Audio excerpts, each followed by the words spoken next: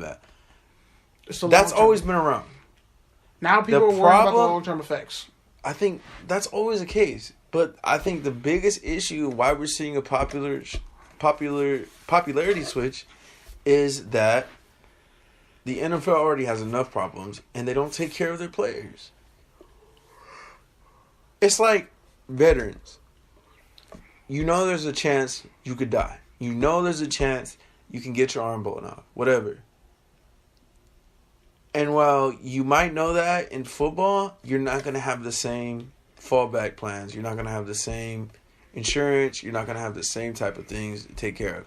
And I'm not saying the NFL is at the scale of the government, but they certainly have enough profit to where they could put that back into the players. Goodell just got a 5-year, $200 million contract extension. His final one, by the way. Which, by the way, I still wouldn't want his job. So I'd want his job. So you can get slandered and... Well, me, I would just open up the floodgates and be like, here's what it is. It's y'all side, it's our side, and I'm the mouthpiece for the owners. We both studied PR. What's the first rule of PR? Tell the truth. Don't lie. Yeah. And that's what this whole everything. I would just open up the floodgates. Everything the NFL has done to itself because it lies. And honestly, in terms of it doesn't tell the what truth. has Goodell done to advance football? Roselle advanced football. Okay, that's not Tagliabue fair. advanced the game. That's not fair. Outside of the field. Regular season games in London. That was a big thing. That's a money grab. And Mexico. Money grab. You're saying what did they do to advance the game of football? Grab. That's a money grab. They had NFL Europe. So those are they're just going back to different things. Completely different. Completely different NFL product. Europe, completely different product. You're talking about having a Lexus and having a bunch of Kias. Totally different thing. That's one. I'm sorry, you don't have a car, so you wouldn't 15 know. Kias. You don't have a car either right now. Boom, boom. You don't have a car either, bro. I wish we had air horns on here. You're too. I'm gonna get you jumped on the bus. I'm gonna get you jumped on the bus. Keep talking. You get beat up and you're gonna wake up on a Santa Monica bus going to nowhere. Okay, so you already took subtle jabs at Gronk, so we don't need to talk about that. But bottom line is, if you play football, you know there's a chance you're gonna get hurt. Based off the first time you hit somebody and you're like, okay, that sting. I felt that. If you're a lineman, yeah, my fingers are still messed up from playing football. I still have pain in my knee. I still have nerve damage in both my ankles, especially one of my ankles from getting it injured and destroying. But that's the biggest thing the NFL has to do. You know at the smallest levels that this game takes a toll on your body. And some people want to play it, and other people don't. A lot of dudes will tell you in high school, I don't want to get hit. I'm going to go play basketball. I'm going to go play baseball. I'm going to go run track. It's true. You do other things. And with the way schools are opening up specialization, you ain't got to play football. You're always going to have enough talent to put together a team. Don't get me wrong. You're always going to have that. There's always going to be a system there. But it's going to come to a point where the people who want to play are going to play, and everybody else is going to be off doing something else. Like kinesiology or athletic training. They're going to be studying the sport instead of playing it. Okay. And that's where it's going. That's why there's so much money in the medical field. So there you go. Shout out to... I don't know whether it had to do with anything, but all right. I'm just telling you the future of where it's going. Shout out to Myron Roll. And what's the other guy? There's another guy who got cut from the NFL, and now he's I don't know. No, he's a boxer, Riddick Bowe. Shout out to Riddick Bowe. He's like a doctor now. Alright, so he's a boxer. Eli Manning, Giants owner, says he will be back with the team next year. Do you think that's true? Do you think he should be back? Is it time for the Giants to move on? I think they should give it one more try, but it has to be Jerry Reese has to bring in a really good coach. I mean, no, John Marr. Something Marr. It's John Marr. I think forget all that. I think it's time to move on. He should probably just go to Florida. If anything, you keep Eli for another year or two, but it's time to definitely draft your next quarterback. Because you don't know when you're going to be drafting this high again, especially with this quarterback class. You can try to get Darnold or... I think Darnold's their guy. I feel like he's that Rosen's that blue collar work ethic, one of the dudes. I think he handles himself well. He's a gamer. I think he's really what the Giants would want in a quarterback. I think Rosen would be perfect because he's. Nah, man. I don't like Rosen in that New York media. He has more accuracy. I don't like Rosen with that New York media. Eli in the New York media, no one liked it. They said, "Oh, he's." At one point, Eli was the takeoff of the NFL. Somebody thought he was on the spectrum because he never said anything and he never spoke, and he just had this cold disposition towards people. When in fact, you just realize, oh wait, he's a silent assassin who killed Tom Brady twice in the Super Bowl. And he will always have that. And they'll be like, yeah. He's like, I brought you 2 Super Bowls. Like, I put the team on my back and with the defense, even after you got rid of Tiki Barber, even after Plaxico Burress went to jail for shooting himself. And even then, that offense, he was leading the offense for years when the defense was trash. And by the way, Eli Apple looking like a huge bust. Okay. Last topic. Today was a great day for hip hop. The new NERD album came out. The new Eminem album came out. The new Jeezy album came out. Which 2 of those albums inspired this title of the podcast. And since we usually look to hip hop for the titles of our podcasts or whatever other topical tangents are going on, and I got bars, I'm gonna spring this one on you. What was your favorite album of the 2017 year? Oh my god, which by the way was probably one of the greatest years in hip hop, at least in my generation. We got an album from everyone we wanted to hear: Drake, Kendrick, Big Sean, Big Crit, Jeezy, Gucci came out twice. Everybody who you wanted Gucci's coming out with a 3rd album. Are you kidding me? Chris Brown came out with a 45 album that is a banger. That if you can get a girl, you can get R&B was great. Tillers, Black, Him, Her. Black is coming.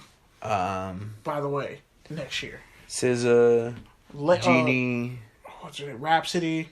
Rhapsody might have one of my favorite albums, just because I never knew who Rhapsody was, and when I heard it, I was like, "This is a cult. Like, this is a cult classic album." Like, Freddie Gibbs, Joey Badass. Even though I'm on them, but they make good music. He came out at the wrong time. They make good music. Joey Badass had the misfortune of trying to compete against Kendrick. Khalid had a great album. Yeah, but by the way, Daniel Caesar had a great album. Def Jam.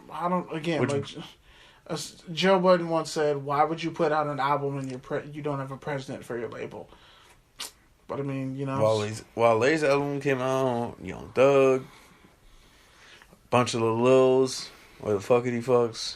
No, you don't get to. No, now you're just biting somebody else's word. We're not turning. I was just gonna cite it. Everyday struggle. We're not turning it everyday struggle. Any day struggle. Any day prosper. Like any day we could be good. Like any day now. Nah, but for reals, every day now. For reals, we got some Lil Pump, we got some Eggs, we got some Smoke Perp. That Big Crit album is Ugly God. Ugly God was good. XXXTentacion. I love that album. Love that album. Man, he had 7. Let me just say this. How you get 7 felony charges? Let me just say this, man. I will never condone what X did. He did it to himself. He has to face the consequences. But man, that guy is so talented. He's really a musical genius. Just the amount of range he has as far as being able to sing, as far as being able to mumble rap, fast rap, like there's different cadences. Yell, scream, emo, rock. He can really do it all. So man, I just really pray for that guy. Hope he can really get it together because he actually did connect with a lot of people and he actually did save a lot of people's lives. So. And pray for Meek Mill because... Oh yeah, we got a Meek Mill album too. Meek Mill showed some growth. Didn't get a Drake album. We got a dollar. Yeah, we did. More Life. We got a $sign album. Oh yeah, it did come out this year. I thought that came out in the last year. I'm telling you, bro, we got so much music this year. Like Chris Brown, we got 2 Future albums. Like back-to-back weeks, man. That Future album, what a time to be alive. Culture, Lil Uzi Vert, Playboy Cardi. We got Ferg album. We got the Mob album. We got 12E. There was a lot of great music this year. Everyone produced music that I really wanted to hear from. Like, if Big Crit never DJ puts out... Khaled put together a bunch of compilations that were okay. we might need to just put a footnote. And that's the crazy compilation thing. albums need to tighten their game up. That's the crazy thing is like there was a lot of good music that like we saw as mediocre just because everything else was so good. It was like the 98 draft class. Pretty much. It was like the draft class with Larry Fitzgerald and all right, so we don't have a lot of time. So give me your best album. Give me your best song. Can I have a tie? Or can I go best male, best female? Best female. We only have 4 minutes, so hurry up. Best male. I'm going Big Crit, just because those opening tracks. Some of those tracks on that song, like they touch my heart. Like "Bury Me in Gold" almost made me cry because my grandma was like in the final stages of kidney failure, and envisioning life without her is kind of rough. And just his struggle and the fact that he overcame a lot just to put these 2 albums out. Big Crit for males, Rhapsody by far best female, one of the best albums of the year. Layla's Wisdom. Whew. Just all right, bro. I'm gonna take the easy way out, and probably the album. More Life. The album I played the most this year, the album that meant the most to me, the album that got me through most of my days, the album that helped me turn up, the album that helped me cry, the album that helped me get over broads, the album that helped me find new ones. Misogyny. Which, by the way, I wasn't a fan of this person before, but I actually had the privilege of seeing them twice this year, is no other than Future, Pluto. Self-titled album. That's my album of 2017. Thought it was a drought. Which, by the way, my number 2 is guess Hendrix, because that album meant just as much to me. I thought you were going to say Damn. For a bunch of different other reasons, and Damn was a great album too. I decided it's probably my number 3. Oh, you trash! You didn't even pick Big Sean. You suck. And Vic Mensa's album number 4. Vince Staples. Which I wasn't a big fan of, but I get him a lot more now, so props to Vince Staples, man. I'm looking out for him in 2017. I'm looking out for Travis, Kanye. We didn't get an album from them in 2018, so we need an album from them. No one mentioned 444, Jay-Z. That was a great album. And, of course, your sleeping giant, Cole. Seems like he's... The couple features we got from him were great, so I'm waiting to hear more. And Joyner Lucas, the young kid.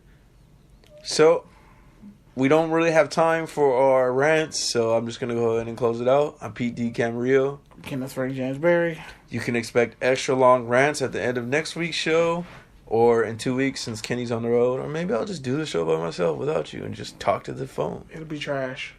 Trash like you. Trash like your hairline. Like us, subscribe us, Instagram, Facebook, SoundCloud, YouTube, Google Play, iTunes Music Store, iHeart, Touchdowns and Tangents, TDs_tangents. Like us, hate us, add us, troll us. At Pete Certified, at Ozo Grande, OZO Grande. Catch the Star Wars movie and listen to some great music. And enjoy the holidays.